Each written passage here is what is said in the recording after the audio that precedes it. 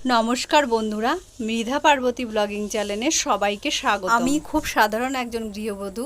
আমার ছেলেকে নিয়ে আমার সকাল থেকে রাত্রির সময় কেটে যায়। নানান ব্যস্ততার মাঝে যেটুকু সময় বা যেটুকু তোমাদের সামনে তুলে ধরতে পারি, সেটুকু তোমাদের যদি ভালো লেগে থাকে তাহলে তোমরা আমাকে প্লিজ সাপোর্ট করো আর সাবস্ক্রাইব করে আমার পাশে থেকো। এটি আমার একদমই প্রথম ব্লগ, তো জানি না কেমন লাগবে তোমাদের।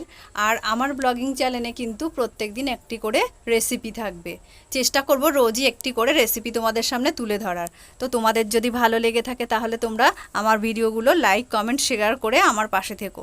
খুব সাধারণ ফ্যামিলির একজন গৃহবধূ, ছোট্ট একটি ঘর আমাদের, আর এই ঘরের মধ্যেই আমাদের সমস্ত কিছু।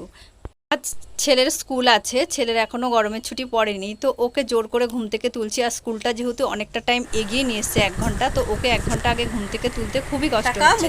তো ওর এখনও চোখে ঘুম রয়েছে, ওকে টেনে হিঁচড়ে তুলে দুজনে মিলে বেরিয়ে পড়লাম সকাল সকাল স্কুলে যাওয়ার জন্য। এখন 7:05 মতো বাজে, তো দুজনে চলে যাচ্ছি এখন স্কুলে।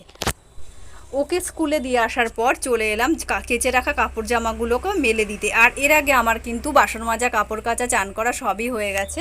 তো এখন এই কাপড়গুলোকে প্রচণ্ড রোদে মেলতে দিতে আসলাম। আর একটু ঢেকে দিয়ে গেলাম, যেগুলো সাদা কাপড় জামাগুলো ওগুলো একটু ঢেকে ঢেকে মেলে দিয়ে গেলাম, কারণ এগুলো নিতে আমি আবার কখন আসবো তার কোনো ঠিক নেই, আর এগুলো পুরো রোদে রং জ্বলে যাবে। সকালে সেই রকম কিছু আমি ব্রেকফাস্ট করি না, একটা গোলা রুটি করলাম আর একটু রজা করে নিলাম। এটাই হলো আমার সকালের ব্রেকফাস্ট। আর এখন বাজে বেলা 12টা মতো। আমি ভাত বসিয়ে দিয়েছি, আর এদিকে কি রান্না হবে তার তোড়জোড় করছি। আজ কিন্তু রান্না হয়েছে নিরামিষ এঁচোড় তরকারি, আর বিশেষ কারণে আমরা একটু নিরামিষ খাচ্ছি কিছুদিন থেকে, আবার সোমবার থেকে আমিষ খাবো। তো কিভাবে করলাম রেসিপিটি তোমরা দেখো। আর রেসিপিটি যদি তোমাদের ভালো লেগে থাকে অবশ্যই আমাকে কমেন্ট করে জানাবে। প্রথমে আমি কুকারে কয়েকটা আলু আর এঁচোড়টাকে সেদ্ধ করে নামিয়ে নিয়েছি। তারপরে কড়াই গরম করে ওর মধ্যে গোটা ধনে আর গোটা জিরে দিয়ে একটু গরম করে এটাকে এবার গুঁড়ো করে নেব। তারপরে তেল দিয়ে আমি আলুগুলোকে ভালো করে ভেজে নেব। আর আলুগুলো অবশ্যই বেশ কড়া করে ভাজতে হবে, যেমন করে আমরা মাংসের আলু ভাজি। আর ভাজার সময় একটু লবণ দিয়ে ভেজে নিলাম। এবার আমার ভাজা হয়ে গেছে, আমি এবার এগুলোকে নামিয়ে নিচ্ছি।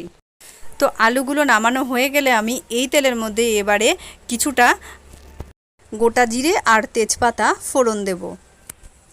তেজপাতাটা একটু ব্রাউন কালার হয়ে আসলে এর মধ্যে আমি কিছুটা আদা বাটা দিয়ে দিলাম।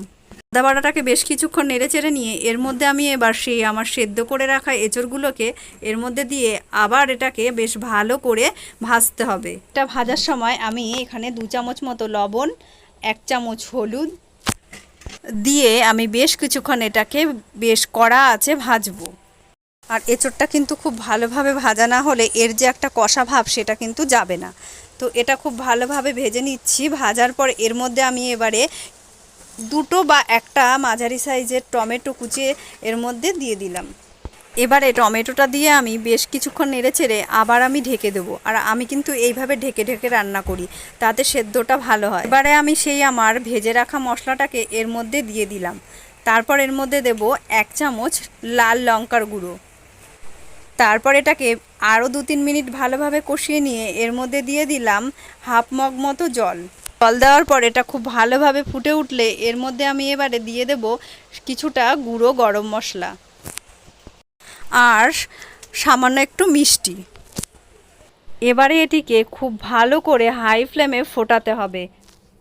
যখন এর ঝোলটা গাঢ় হয়ে আসবে তখন এর মধ্যে 1 চামচ ঘি দিয়ে নামিয়ে নিলে রেডি আমাদের নিরামিষ এঁচোড়।